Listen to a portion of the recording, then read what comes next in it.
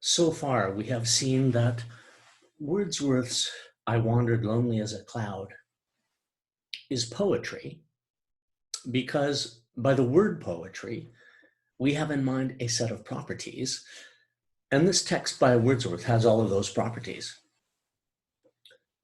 We've also said, or I have wanted to argue, that Wordsworth's poem is not just any poem. It is special in some important way. It's valuable. It's good in some important sense. And I've tried to justify that claim by observing that it can be the occasion for a wide range of experiences, ones that Wordsworth says he is trying to evoke in us. He says this in places such as the preface to Lyrical Ballads. Those experiences include the pleasures of hearing words, the pleasure of imagining or seeing in our mind's eye a natural scene, the experience of thinking about human experience and our world, perhaps even gaining wisdom about it or having our own wisdom confirmed. And finally, feeling emotions such as joy, melancholy, gratitude, a little excitement, maybe awe and reverence. Now, the aims of this course include improving your ability to describe poetry in a clear and precise manner and to understand poetry. By understand, I mean understand the meaning of the words in a poem, what the poem is saying, what the poem means, yes. But by understand, I also mean understanding how the words of a poem achieve what they do, knowing what it is about the words that enable them to achieve whatever it is we feel that they achieve. And we're pursuing these aims by taking as an example of poetry in English, Wordsworth's I Wandered Lonely as a Cloud. We're taking this as a kind of occasion in order to develop abilities and practices which we can apply to other poems in English. So our main question for this and many of the following sessions is this: what is it about the language of Wordsworth's poem that enables it to give us these pleasures of hearing, the pleasures of visualizing a scene, the experience of reflecting on human experience, human existence, perhaps even gaining a little wisdom, and the experience of passion and emotion? What is it about the language that qualifies the poem to serve as an occasion for those experiences? Now, I want to organize my answer to this question under three broad headings: sounds, diction, and linguistic usage. And I'd like to begin with sounds, starting with this session. I think that specific aspects of the sounds of the words of the poem are responsible for our experience of enjoyment when we hear those words read aloud or hear them in our mind's ear. As we noted in a prior session, there is clearly something unusual about the sounds of the words in I Wandered Lonely as a Cloud. In particular, we noted that there was a regularity in the sequence of stressed and unstressed syllables. In order to describe this regularity and understand its effects, let's first of all just get clear about what a syllable is and the difference between stressed and unstressed syllables. Now, linguists have rigorous discussions about the nature of a syllable, but for our purposes, I want to go with a basic rough definition of the syllable as a unit of sound that often begins with a consonant, almost always has a vowel in the middle, and often, but not always, a consonant at the end. Some words, such as cat, consist of one syllable and are called monosyllabic. And notice that this is an example of a syllable that has a consonant followed by a vowel, followed by a consonant, cat. Some words, such as contest, consist of more than one syllable. It's bisyllabic, it has two syllables, but any word that has more than one syllable is referred to as a polysyllabic word. Stressed syllables are those which speakers of English pronounce with more volume than others. We pronounce them more loudly, with more volume.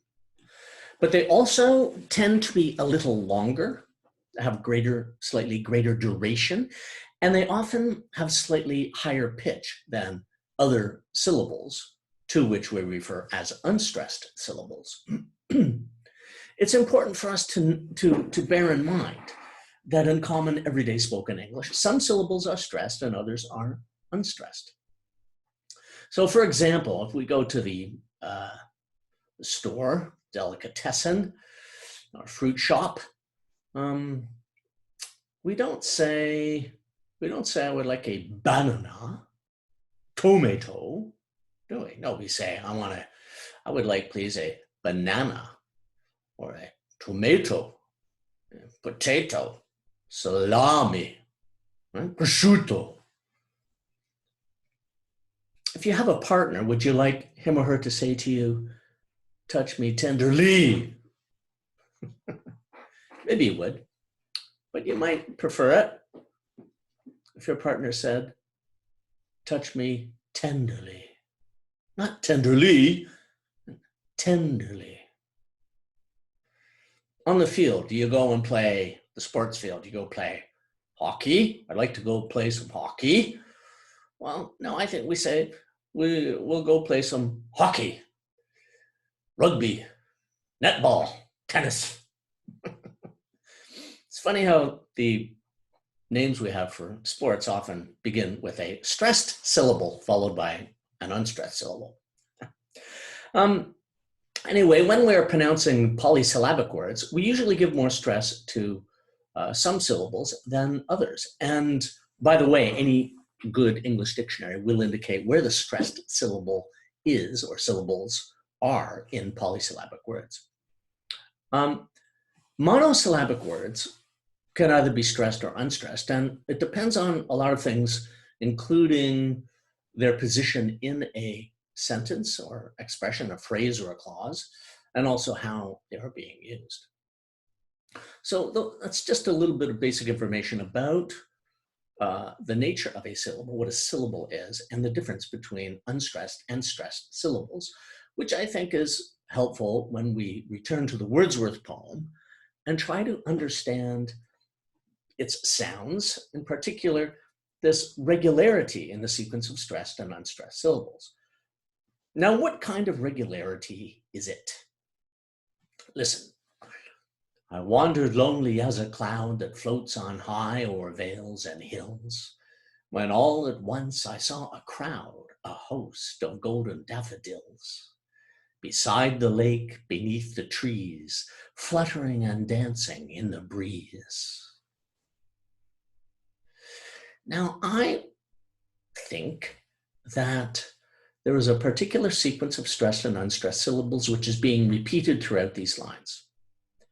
That is to say, I think a particular foot is being repeated throughout these lines, where foot is the technical term for a sequence of stressed and unstressed syllables. And the one that I think is being repeated, I've tried to make clear by printing the poem in this way and indicating in bold print the stressed syllables. So, I wandered lonely as a cloud that floats on high o'er vales and hills, when all at once I saw a crowd, a host of golden daffodils, beside the lake, beneath the trees, fluttering and dancing in the breeze. Now, I know some speakers of English might well not read this with all the stresses placed in this way. We might not, for example, place much stress on as in the first line. We might read the first line in this way. I wandered lonely as a cloud, instead of I wandered lonely as a cloud. And I think many speakers of English might well read the fourth line with only three main stresses in this way.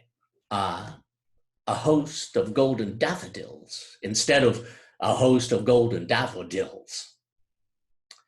Nevertheless, I think it is fair to say that a particular sequence of stressed and unstressed syllables prevails and governs the utterance. And that sequence is an unstressed syllable followed by a stressed syllable. In order to describe and identify with clarity these features of sound, I think it is very helpful, if not necessary, to use a special vocabulary that has been designed and used over hundreds of years in Western English-speaking society to do this, to describe the sounds of poetry. Now, I suspect that many of you are familiar with it, so let me just review it quickly, put it on screen here. Right? If you have an unstressed, stressed sequence, unstressed syllable followed by a stressed syllable, as in revert, then you have an iambic foot.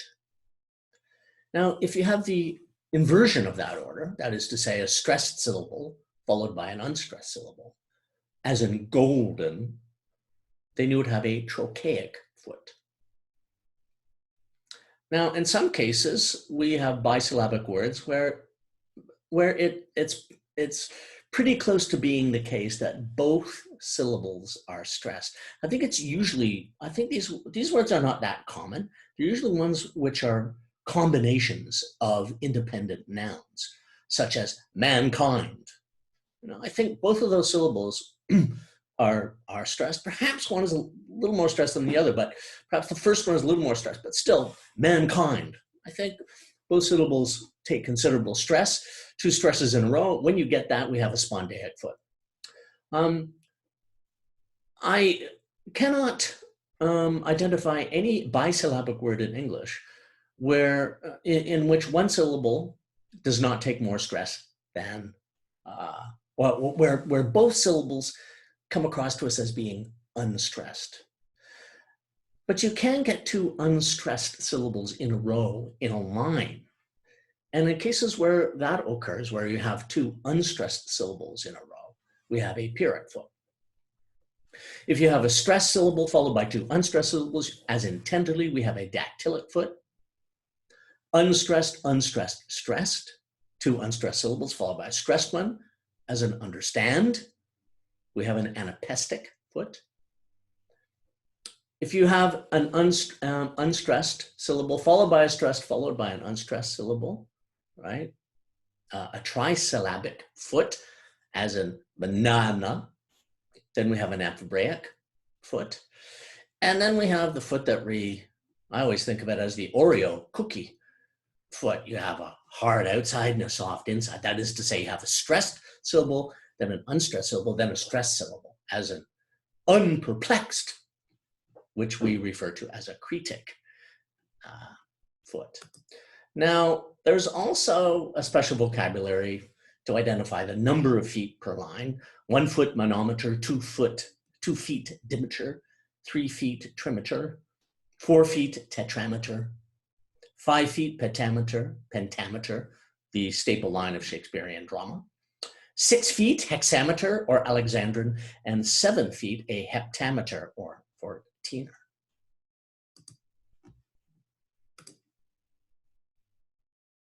Now, this vocabulary, I've drawn up a document which you can download by going to the section just below this video, and it contains this vocabulary and its definitions. Also, there's a quiz lesson in this class on sound which you can do to get some practice in using this vocabulary to describe the sounds of poetry, to identify the meters of poetry. Now that we have this vocabulary, we can describe the regularity in the numbers and sequences of stressed and unstressed syllables in Wordsworth's poem. We can say that all the lines in the poem are written in iambic tetrameter. The meter of the poem is iambic tetrameter. In saying this, I think we are describing with some precision the meter of the poem, the sequences of stressed and unstressed syllables.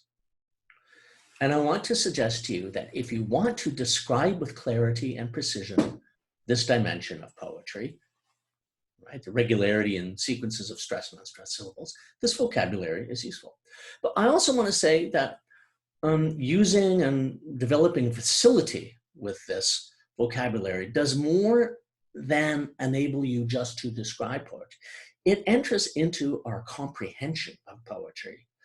In strange and mysterious ways, I find that mastering technical vocabularies helps us to attend to different aspects of poetry and really improves our comprehension and appreciation of it.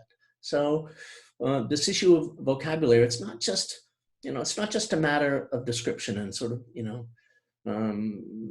tying a tail on a donkey kind of thing. It really goes to improve comprehension and understanding of poetry. Now, in connection with the achievement of the poem, I want to suggest to you that this iambic meter of the Wordsworth poem is one of the things that makes the sound of the words gentle, soothing, and that goes to the pleasure we may derive from hearing them spoken or imagining them being spoken. And I think that these sonic features of the words also enter into the poem's powers to show or express the emotions Wordsworth feels and to evoke those emotions in us. Now, to justify these claims, I just want to pause and ask you to think about and feel how other meters can affect us. In the movie Jaws, when the shark is approaching a swimmer, the shark's coming up, it's going to get somebody. And the director of the movie wants us to be afraid, wants us to feel that the shark is menacing, and wants the audience to feel fear. What is the soundtrack doing? Is it going bum, bum, bum? I don't think so. I think usually when the shark is approaching, it's going to get someone, it's going boom, boom, boom, boom, boom, boom. Now, I know it's not a matter of syllables here, but it's just a matter of accent or stress. And that trochaic structure of the stresses and accents, I think, is one of the things that goes to make the movie scary. Trochaic, stress, unstressed syllables, stress sound followed by an unstressed sound. Getting back to English poetry and Blake's poem, The Tiger, we noted that there was a regularity in the sequence of stressed and unstressed syllables in that poem. But when Blake wants to describe a menacing tiger, as he does in this poem, does he write an iambic feat? Does he write something like the following? There was a tiger burning bright in forests of the night that made me think about the eye that made this fearful symmetry.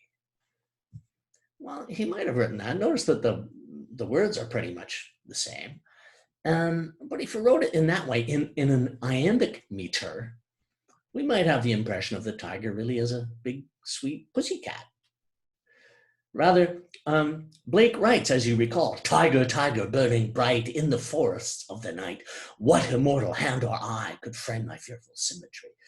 The prevailing meter here is trochaic, stressed syllable followed by an unstressed syllable, and a repetition of that foot.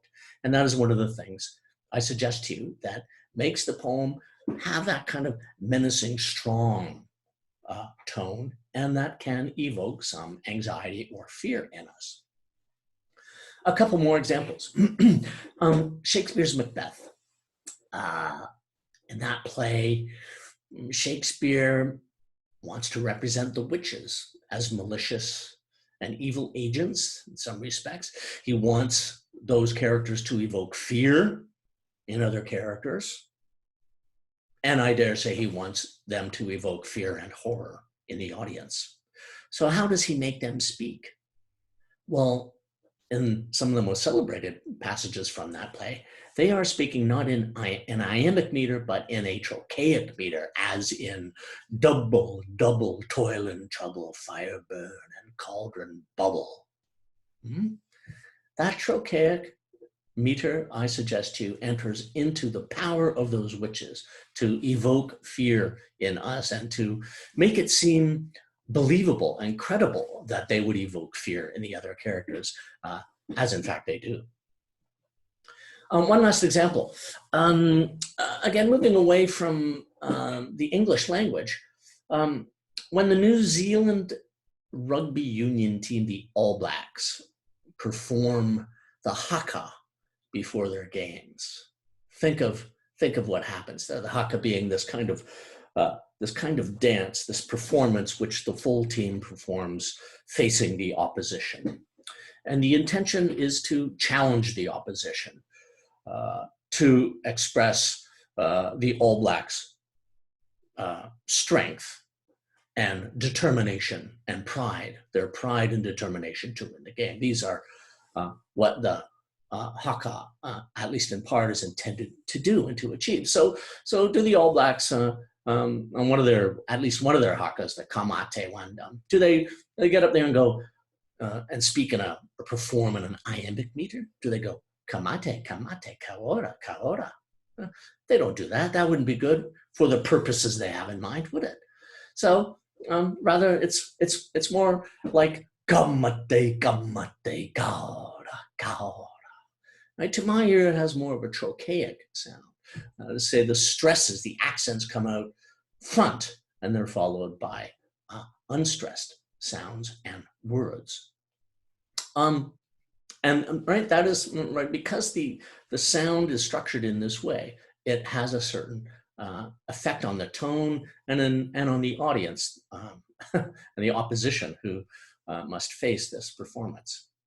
I think these examples show how different sequences of stressed and unstressed syllables, different meters, can affect the tone of an utterance, can affect our sense of the mood or emotional state of a speaker, and can affect, therefore, readers and audiences in very different ways. Now, I don't think that there is a strict one-to-one correspondence between meters and effects. I don't want to say that whenever you have a trochaic meter, you have a kind of menacing, intimidating tone, which will evoke fear. I don't think it's as simple as that. The effect of any given meter depends also on the meaning of the words and the context in which those words are spoken. But I do want to say that in the case of the Wordsworth poem, the iambic meter is one of the things that accounts for the poem's powers to please and to soothe us, right? Rather than going do do do do do, it's going do do do do do. That's one reason we find it soothing, pleasing in a certain way, relaxing. And I also think that iambic meter is one of the things that gives us the impression that Wordsworth is not angry or delirious, but joyful. The meter helps to express the bliss and joy he claims to have, and this in turn can be an occasion for us to share, to use a word used by Mill and Arnold in discussing their response to Wordsworth poetry. They share in the emotions that Wordsworth shows in his poetry. We have already noted that though the prevailing foot is iambic, not all feet are iambic. And I want to look at a few clear examples of this irregularity, a few instances of a few of the deviations from the prevailing iambic foot, one of which is in the final line of stanza 1, fluttering and dancing in the breeze. We might elide the trisyllabic fluttering, that is to say, combine the two final unstressed syllables of the word into one, in which case it would be fluttering and dancing in the breeze. But right, the stressed syllable comes out front on fluttering and dancing in the breeze. It's like a trochaic foot.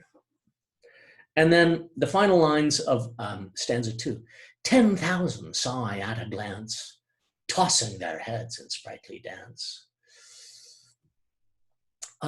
I would pronounce 10,000 as two stressed syllables in a row. 10,000 saw I at a glance. And then tossing, I think by far, the majority of English speakers would stress the first syllable and not the second syllable. So it would be a trochaic foot. Now, these lines, that is to say, a few lines begin with spondaic and trochaic feet. Now, what is the effect of these small and occasional deviations from the iambic meter?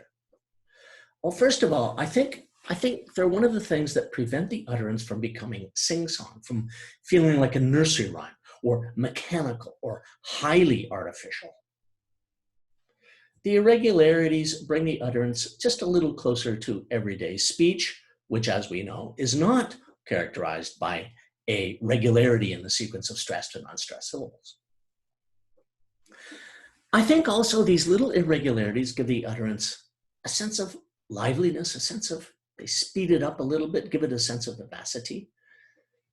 I think they help to express Wordsworth's excitement when he saw those flowers on that day in the past, and perhaps a little of his excitement as he remembers and recounts that moment from the present from which he is speaking. But let me ask you, do you feel that in recounting his experience well after he has had it, Wordsworth is in a state of frantic, wild, hysterical, frenzied, Dionysiac joy? When you read the poem or hear, are you made to feel delirious, wild joy? Well, you might, but I don't think so. Yes, Wordsworth was, I think one has a sense, as we have noted, of his excitement when he saw the flowers. And perhaps even as he recounts that moment of perception in the past. But now, long after that experience, in the present moment from which he speaks, he comes across, I think, as being rather on the calm side. He's calm, contented, thoughtful, blissful, grateful, as he tells us how, since that moment in the past, he has remembered it when he has been alone and pensive, and experienced pleasure and joy in doing so. And I think that this is why readers of the poem are inclined not to feel some sort of wild joy, delirium, but a kind of comfort, a deep down solace and deep down calm joy, happiness. Now, I think there's another basic feature of the lines and their sounds that accounts for our sense that Wordsworth is the prevailing mood or emotional state of the poems is calm, pensive, grateful, joyful, but not, yes, joyful, strong feelings and emotions, but not wild and delirious passions, towering passions. That's not what we're getting in this poem. To see this, in order to account for that feeling, I think it is very helpful to acknowledge a basic distinction between kinds of poetic lines. Let me go back to the screen here and observe that one kind of line is an end-stopped line.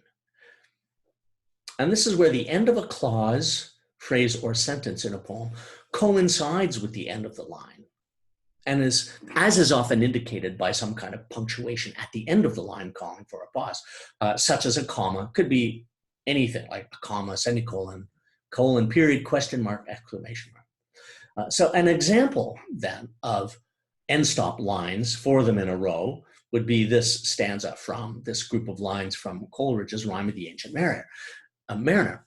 The wedding guest, he beat his breast, yet he cannot choose but hear. And thus spake on that ancient man, the bright-eyed mariner. Right? Notice that the end of each line corresponds with the end of a clause or phrase or even sentence. The first three of them lines can stand on their own as sentences, independent clauses. And so we pause at the end of each line, in part because the end of the line corresponds with the end of a clause, and also because there is punctuation, a comma, colon, comma, period at the end of the lines. Now, another kind of line, or perhaps I should say the other kind of line, is referred to as a form of enjambment, or as the French would say, enjambment. That seems to irritate some people. Enjambment. So I'll refer to it as enjambment. And that's where we have a clause in lines of poetry. A clause, phrase, or sentence does not end at the end of the line, but continues past the end of the line into the next line. And so there's usually no punctuation at the end of the line and no formal indication of a pause at the end of the line. So an example of this, a wonderful example from Milton's epic poem, Paradise Lost, would be this. Him the almighty power hurled headlong flaming from the ethereal sky with hideous ruin and combustion down to bottomless perdition. There to dwell in adamantine chains and penal fire, who durst defy the omnipotent to arms?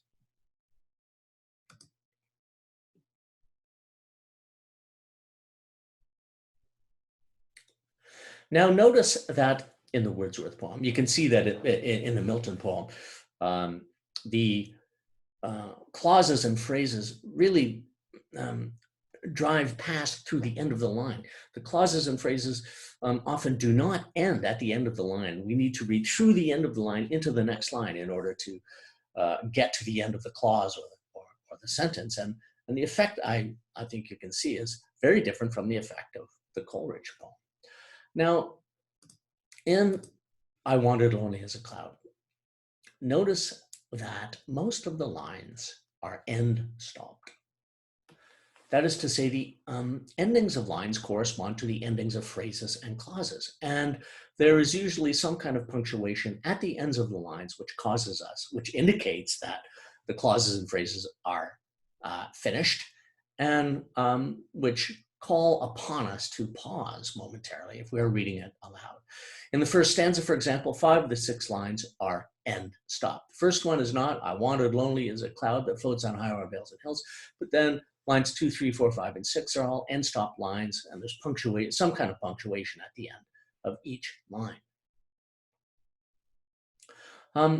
For the most part, the entire poem proceeds one line at a time, in a modest, even delicate manner, one short clause or phrase at a time. You know, if you're reading it, it's not as if you're going to run out of breath. You can just read one line. Usually there's a pause. You can breathe in and read the next line, and there's a pause, which is very different from the experience of reading Milton's enjouement in Paradise Lost. Often you run out of breath because you don't get that opportunity to pause and breathe at the end of every line. Notice that even where there's no punctuation at the end of a line, the line often makes for a complete clause or phrase, after which we may well pause when reading aloud. So, for example, they stretched a never-ending line along the margin of a bay. They stretch a never-ending line, could stand on its own as an independent clause. It does continue, but still, it has a certain grammatical, syntactical integrity on its own as a line.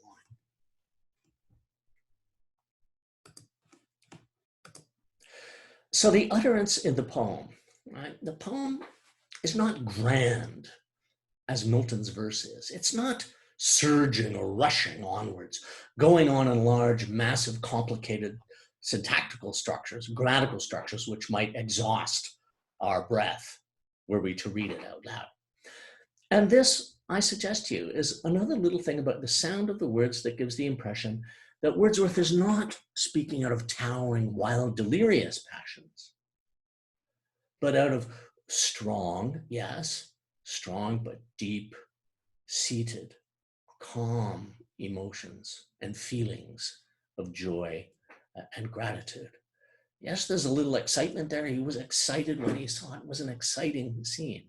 And he feels a little excitement remembering it, but for the most part, feel that he's calm and tranquil and pensive, feeling these emotions in a calm manner and speaking out of calm, deep-seated, powerful feelings and emotions of joy and gratitude.